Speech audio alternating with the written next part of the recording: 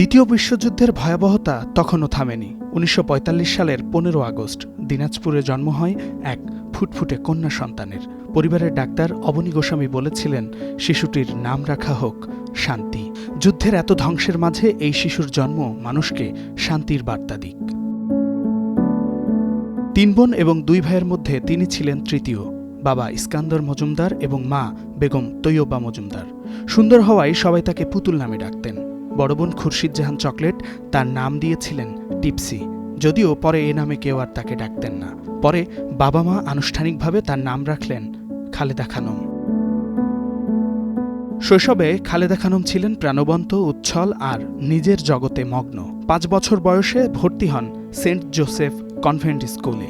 সেখানে গ্রেড 4 পর্যন্ত পড়েন। ১৯৬০ সালে দিনাজপুর সরকারি স্কুল থেকে ম্যাট্রিক পাশ করে সুরেন্দ্রনাথ কলেজে ভর্তি হন। ১৯৬৩ সালে ইন্টারমিডিয়েট পাশ করেন। নতুন করে প্রতিযোগিতায় যারা জিতেছ আমি তাদের অভিনন্দন জানাচ্ছি। পড়াশোনা, খেলাধুলা, নাচ সব জায়গাতেই ছিল তার উজ্জ্বল উপস্থিতি। ভালোবাসতেন ফুল ও শিল্পচর্চা। বোনদের সঙ্গে লুকিয়ে সিনেমা দেখতেন, গান গাইতেন, নাচেও জিতেছেন পুরস্কার।